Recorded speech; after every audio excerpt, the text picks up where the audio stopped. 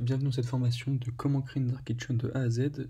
Donc, dans ce premier module, on va voir les démarches juridiques à effectuer, puisque vous êtes dans l'obligation de posséder une entreprise pour faire cette activité, comme toute activité que vous feriez en France de votre propre chef. Donc, on verra dans un premier temps le statut à choisir pour effectuer cette activité de Dark Kitchen. Il y en a plusieurs qui s'offrent à vous. Moi, je vais vous parler du plus simple et de celui que j'utilise personnellement. Puis, dans un deuxième temps, on verra comment créer son entreprise. Vous allez voir, c'est pas bien compliqué et c'est assez rapide à faire. Donc, petit A, quel statut choisir? Le statut que j'utilise personnellement, c'est celui de la micro-entreprise pour plusieurs raisons. Déjà, la création, elle est facilitée. C'est très simple à créer. On verra après que vous avez différentes manières de créer votre entreprise, mais c'est vraiment assez simple à créer. Deuxièmement, la fiscalité est avantageuse, c'est-à-dire que vous pouvez bénéficier dans un premier temps sur votre première année d'activité d'une réduction de 50% sur vos cotisations sociales. Donc là, par exemple, dans le cas de la Dark Kitchen, les cotisations s'élèvent à 12,8% puisque c'est de la vente de produits. Vous pouvez diviser ce taux par 2, donc environ 6% sur votre première année d'activité. Ça veut dire que vous paierez que 6% de cotisation sur votre chiffre d'affaires brut. C'est-à-dire que contrairement à une société, vous ne pouvez pas uniquement déclarer vos bénéfices, vous devez déclarer l'entièreté de votre chiffre d'affaires. Je ne vous conseille pas de frauder personnellement, puisque l'URSSAF pourra toujours vous retrouver, même si ce n'est pas instantanément. En général, ils savent vous retrouver, puisque les comptes bancaires sont liés à vos noms, et de tout sens, c'est mieux d'avoir les idées claires, notamment au niveau de la comptabilité. Donc je vous encourage vraiment à faire ça de manière réglo et à pas vouloir chercher à contourner quelques euros.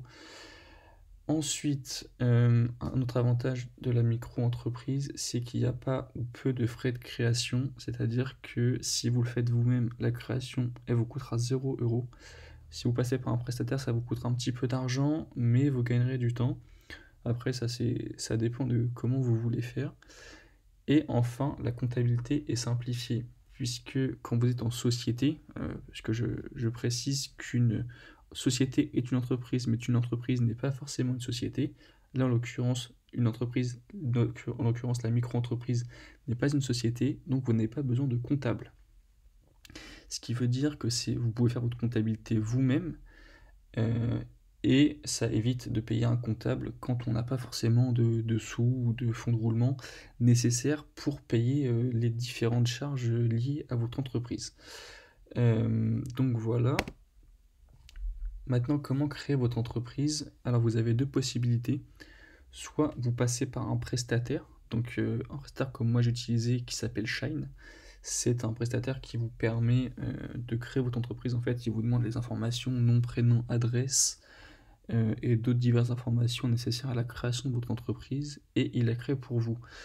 En plus de cela, ça vous crée un compte bancaire pour votre entreprise, du coup sur la plateforme Shine, pardon, et il vous envoie une carte de débit pour pouvoir faire vos achats, notamment de marchandises. C'est pas du tout obligé de passer par eux, moi je vous le conseille parce que je l'ai utilisé personnellement. Je ne suis pas affilié, je ne toucherai pas de commission si vous inscrivez dessus, je n'ai même pas de lien.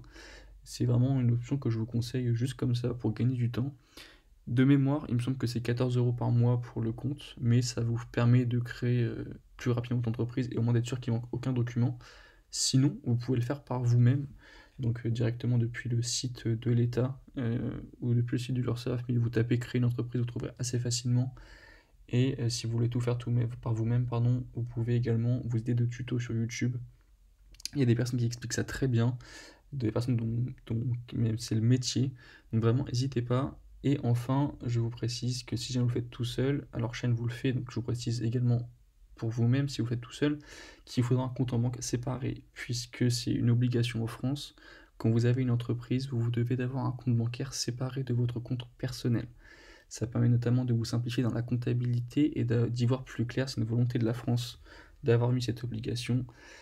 Si vous passez pas par Shine, il y a également Revolut que j'utilise personnellement qui est très efficace, ou bien N26 où vous aurez par contre quelques frais de dépôt, etc. Ou bien Conto qui est une solution française il me semble, mais que personnellement je n'utilise pas donc je ne saurais pas vous le conseiller. Voilà, c'était le premier module pour les démarches juridiques de votre Dark Kitchen. On se retrouve tout de suite dans le module numéro 2.